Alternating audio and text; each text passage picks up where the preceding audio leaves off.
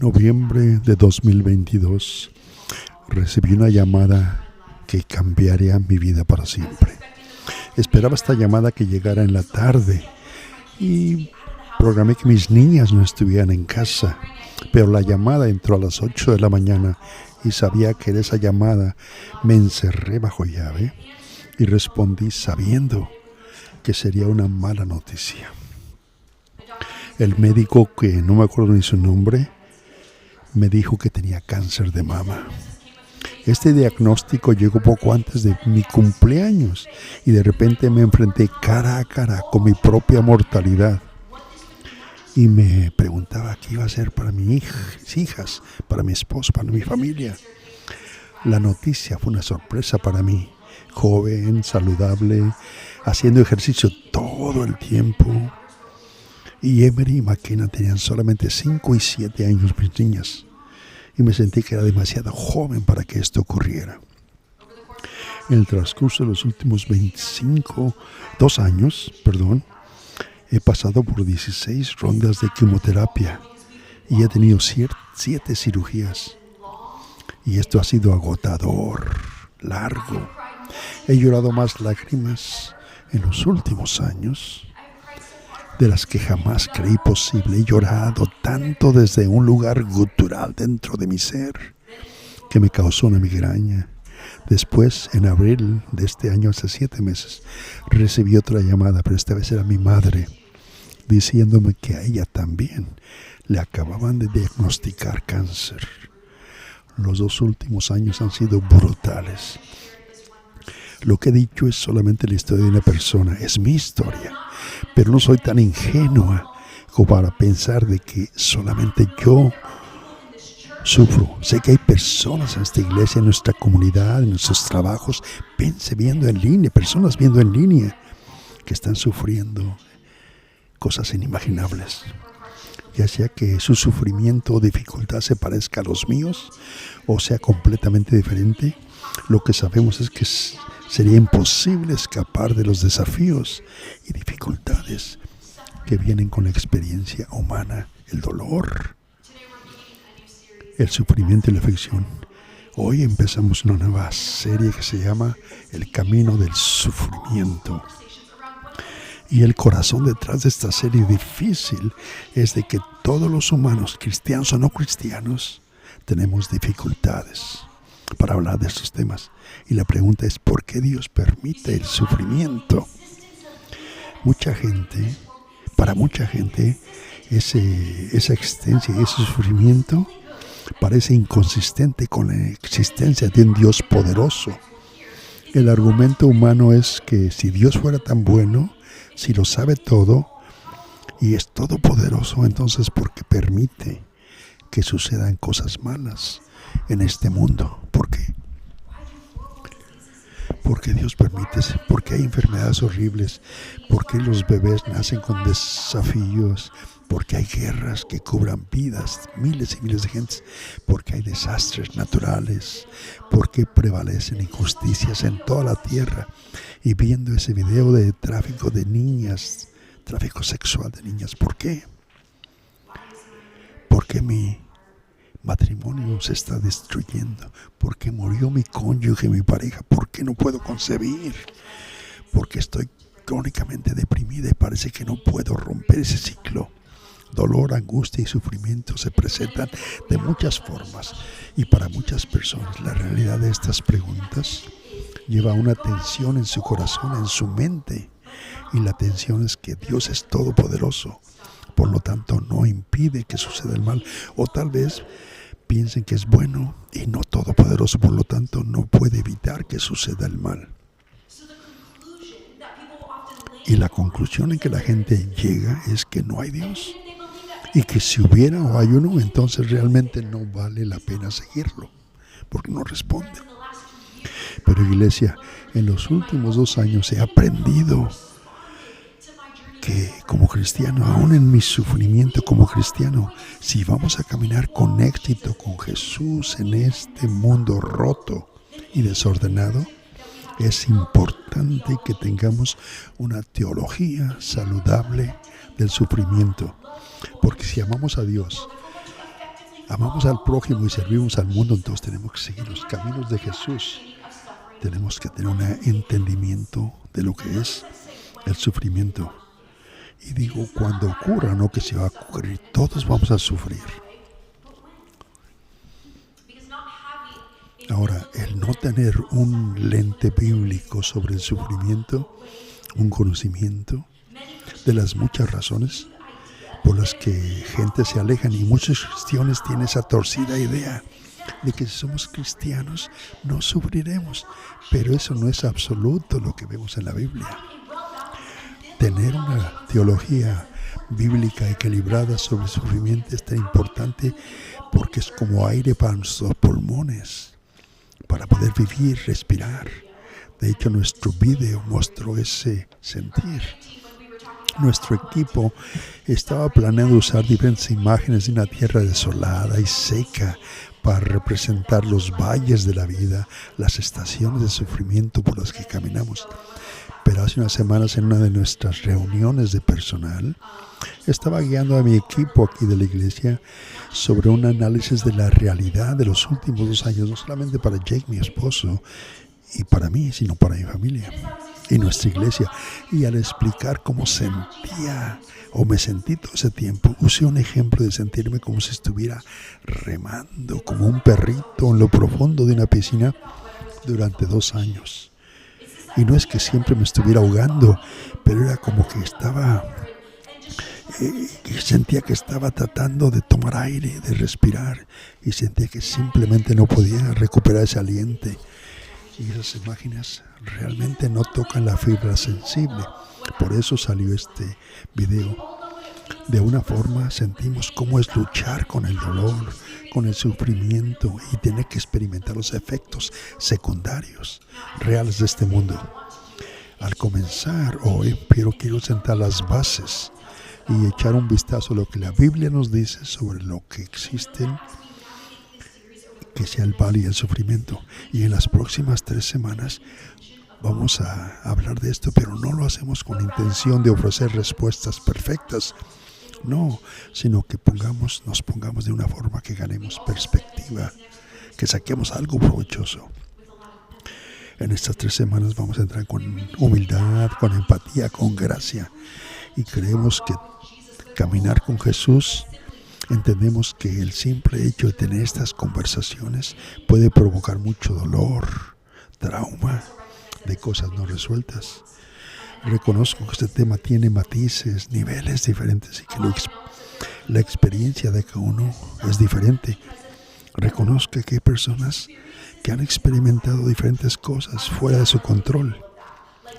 Diría que soy un ejemplo, porque nadie hizo algo de mí, está fuera de mi control. Y no se culpa a nadie, pero aquí hay gente también en esta sala que han sufrido o sufren debido a las decisiones equivocadas y malvadas de otras personas por lo que han hecho, y muchos pensamos que es mala suerte, pero no es así.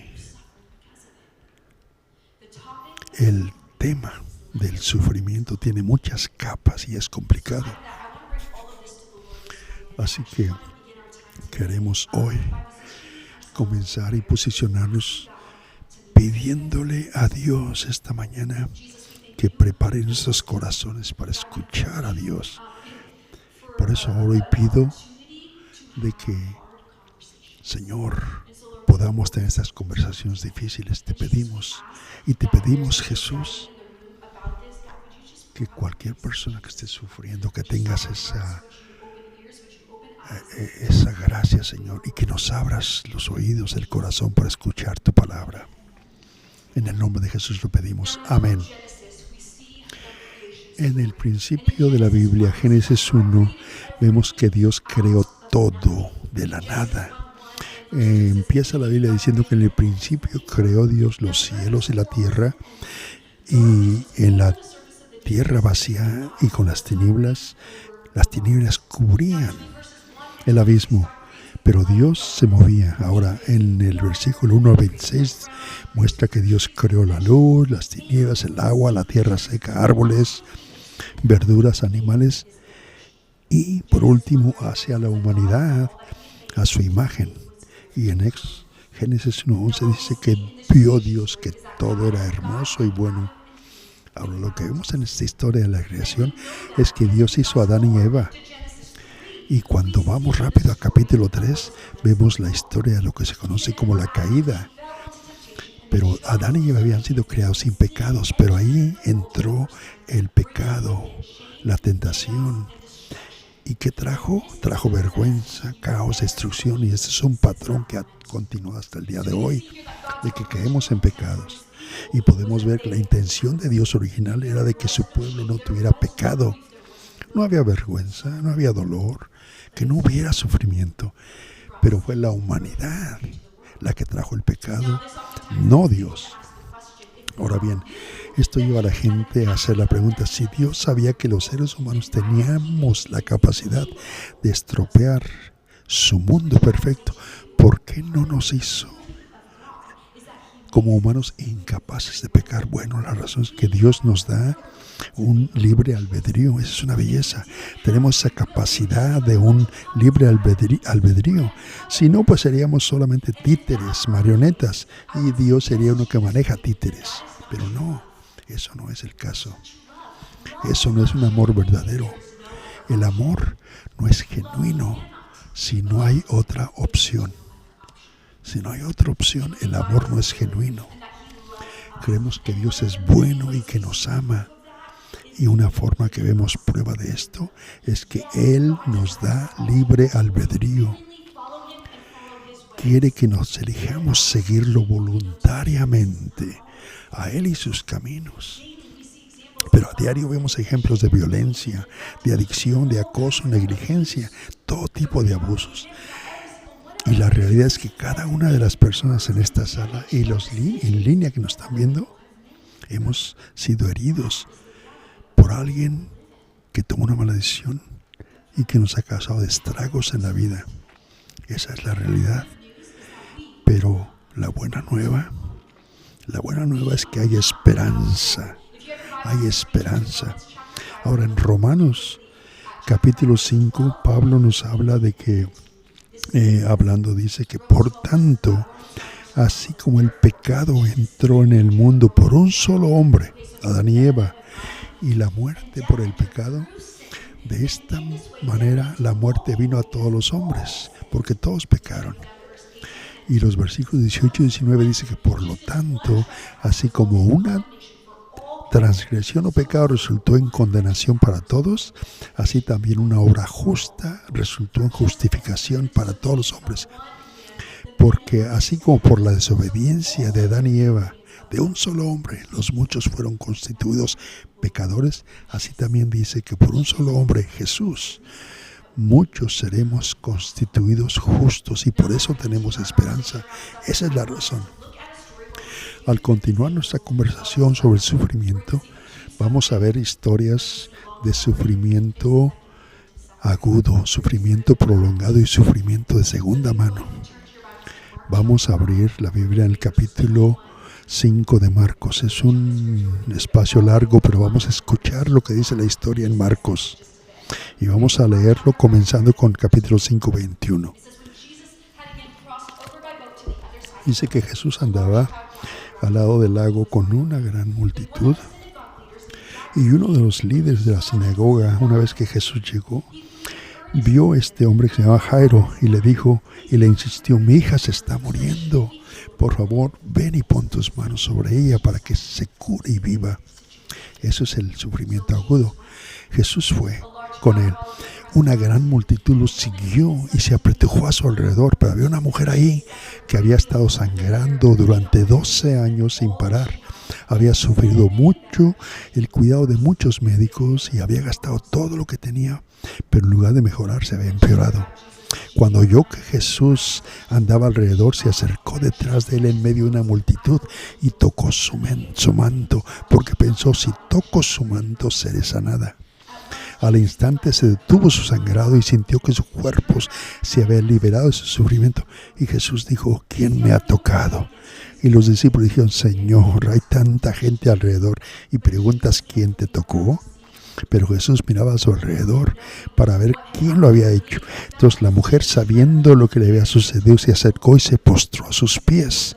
Y temblando de miedo le contó la verdad. Y le dijo: hija, tu fe te ha sanado. Estás libre de tu dolor.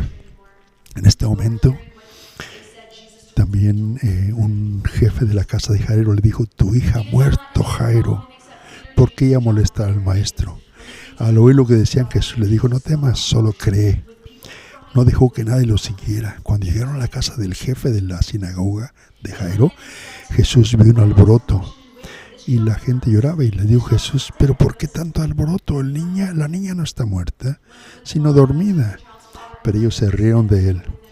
Después de sacarlos a todos, tomó al padre y a la madre de la niña y a los discípulos que estaban con él, y entró donde estaba la niña.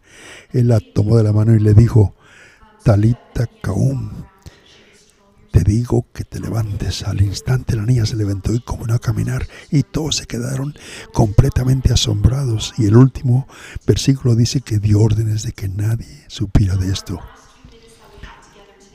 Con los últimos minutos que tenemos hoy, quiero que veamos esos ejemplos de sufrimiento que vemos en la historia. Lo que sabemos, que había un hombre llamado Jairo, líder de los judíos de la sinagoga, que tenía una hija que estaba enferma y a punto de morir. Y a Jesús le dijo: Señor, ¿puedes venir a sanar a mi hija? Jesús acepta, y en su camino a la casa de Jairo, una gran multitud comenzó a seguirlo, pero una mujer que había estado con un flujo de sangre durante 12 años, y no solo eso, sino que la Biblia dice que también sufrió bajo el cuidado de malprácticas médicas, y había gastado dinero, todo su dinero, para encontrar la solución, pero tenía 12 años sufriendo y se empeoraba. La mujer vio a Jesús, se acerca y le toca su manto, y lo hace porque ella había escuchado historias de quién era Jesús. Ella había escuchado testimonios de las curaciones que él había hecho, y creía que si podía acercarse lo suficiente, con solamente tocar su manto se curaría. Y aunque no tenemos tiempo para entrar en las implicaciones culturales de esta acción entre la mujer, sabemos que en una historia y culturalmente hablando, esta mujer había tomado un gran riesgo al acercarse a Jesús, porque en aquel tiempo ella era culturalmente como impura, porque estaba sufriendo de flujo de sangre. Ahora, por la perspectiva de un extraño, uno podría observar que la hija de Jairo, la niña que estaba enferma, estaba literalmente a momentos de la muerte, y la mujer que estaba ya por 12 años no era tan importante. Entonces, con respeto a la urgencia del asunto, parece que Jesús probablemente debería haber corrido directamente a la casa para sanar a la niña, pero no. Él se para y interactúa con la mujer y le hace preguntas, porque acaba de ser sanada de su sangrado. En ese tiempo la niña es cuando muere, y es fácil leer un versículo como ese y no tener en cuenta realmente lo que habría sentido esa familia de la niña. Pero poniéndose en los zapatos de este hombre por un segundo, imagínense Jairo, padre de esta niña. El texto no lo dice explícitamente, pero al meterme en esta historia y ponerme en los zapatos de Jairo, puedo imaginar que su ansiedad mientras trataba de guiar a Jesús a través de la multitud y empujando a la gente, tratando de hacer un camino para abrir el espacio para que Jesús llegara a su casa, como diciéndole: Jesús, mi hija se está durmiendo, date prisa. Y veo mucho de mí misma en Jairo aquí, y no es así como vemos, porque percibimos de veces cómo Dios se mueve, no entendemos. Si le estuviéramos pidiendo que hiciera algo, le estamos pidiendo que se dé prisa, pero Él no parece estar en el mismo tipo de prisa que nosotros, porque es difícil darnos cuenta del tiempo de Jesús, y no coincide con nuestra naturaleza, con la nuestra, porque en nuestra humanidad solo vemos un lado de la historia. Así que Jesús está ocupado sanando a la mujer con el flujo de sangre, y esta mujer por 12 años, en ese mismo tiempo hermoso, la niña de Jairo muere, enviando a los padres y a todos aquellos que lo amaban en sufrimiento. Es un sufrimiento de segunda mano. Cuando cónyuges, familiares, amigos que aman profundamente sufren cuando algo así pasa. Entonces, ¿saben qué es lo que hace Jairo? Probablemente le pareció un paso falso por parte de Jesús cuando se detuvo a ministrar a la mujer y no pensando en su hija. Pero en ese momento, imagínense a Jairo estando ansiado de llevar a Jesús a su casa. Pero Jairo sabía que su tiempo estaba llegando a su fin de la niña de su hija. Pero lo importante y fascinante de esta historia, ya que sabemos cómo termina, es que Jairo no pudo ver, no podía entender que justamente era porque Dios no está en el tiempo de los humanos, no es en el tiempo de Jairo. Porque para el tiempo que Jesús llegó a la casa de Jesús, no iba a sanar a una niña enferma, iba a sanar a una niña muerta. Y eso es lo hermoso. No vemos la historia en nuestra perspectiva humana, pero Jesús tiene otro tiempo, otra perspectiva, Él lo ve todo. Y muchas veces ahora nosotros le rogamos a Dios que haga algo en nuestro tiempo. Y cuando Él no hace lo que le pedimos o lo hace en el tiempo que creemos que es mejor, caemos tan rápidamente a pensar que eso debe significar que Dios realmente no es bueno. O nos absorbemos por la mentira de que Él no le importamos. O de que no está obrando en nuestras vidas en absoluto. Que no está trabajando por lo que pedimos. Pero iglesia, esta misma atención es la razón por la que es tan importante para nosotros tener una teología saludable acerca del sufrimiento, porque el sufrimiento no es un signo de la ausencia de Dios, sino una invitación a apoyarse en su presencia.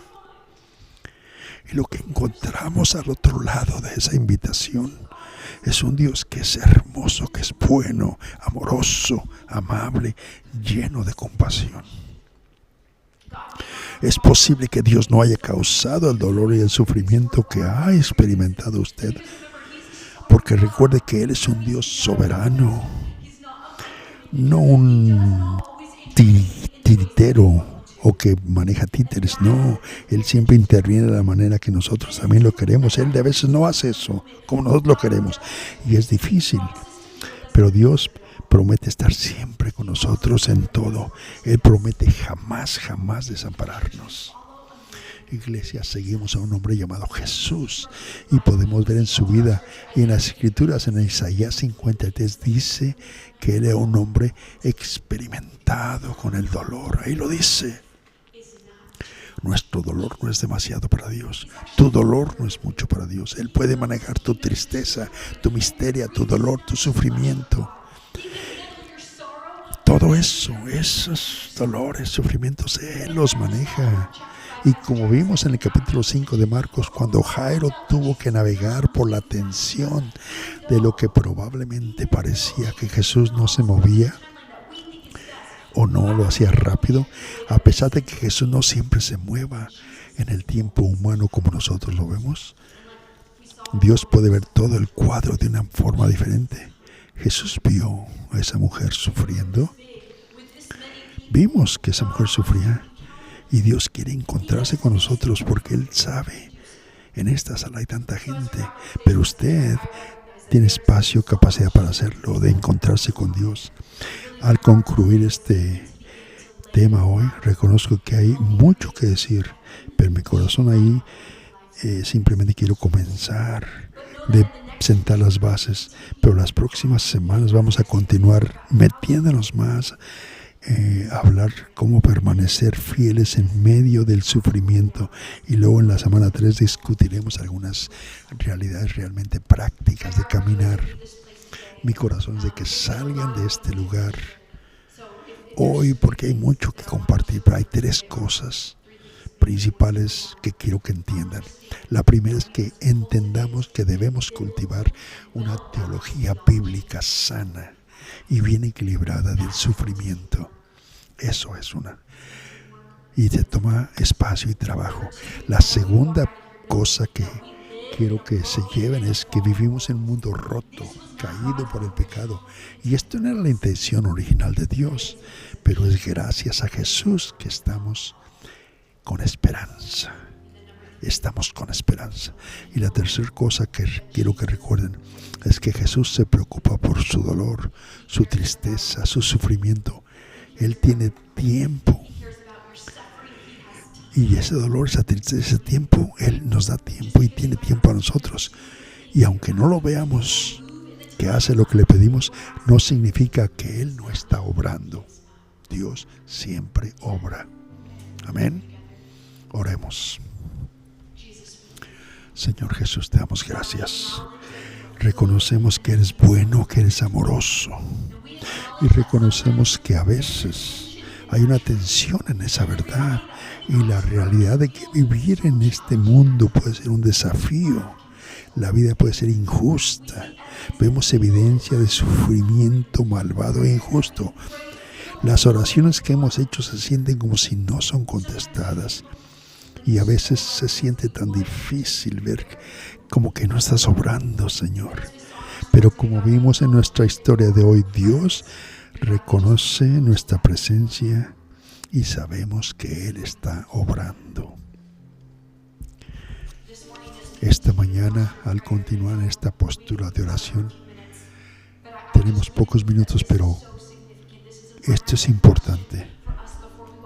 Y antes de irnos, tengo dos preguntas. Y la primera es para aquellos que están espiritualmente no resueltos, que no han decidido tener una relación con Dios o tienen una relación distanciada de Dios. Si se encuentra en ese lugar o usted sabe que es usted que está viviendo y que tiene una visión chueca, torcida, sesgada de Dios, no importa lo que ha pasado por años o meses, Dios está presente y Dios lo quiere. Y Él quiere esa relación con usted. Él quiere tener. Es que hoy usted tiene la oportunidad de elegir para entrar en esa relación. Así es que si usted no ha entregado su vida a Jesús,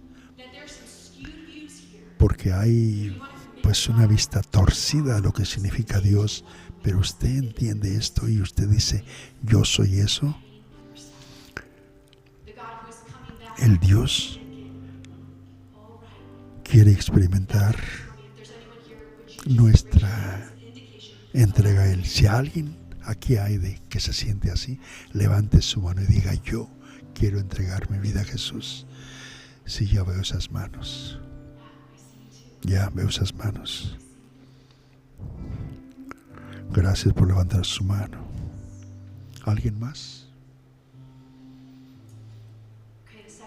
La segunda pregunta que tengo hoy es, ¿habrá alguien aquí que ya está siguiendo a Jesús, pero que reconoce que es posible que no tenga una teología saludable del sufrimiento?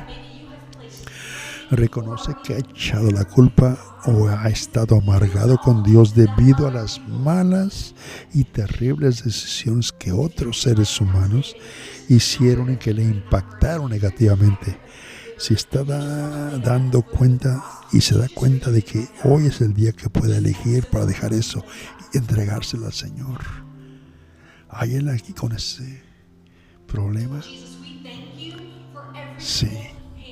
Gracias, Señor, por las manos que han sido levantadas, por todas las personas que te aceptaron para entrar, que aceptaron entrar en esa relación contigo, Señor, para seguirte. Te damos gracias por el don de salvación que nos diste, por el mensaje de salvación, por lo que hiciste en la cruz por nosotros. Estamos con esperanza por ello, Señor. Y para los que levantaron la mano de que se han desviado, aunque te sigan, Señor, ayúdales, protégelos, dales más fe, Señor. Espíritu Santo, trae sanación, sanidad a todos.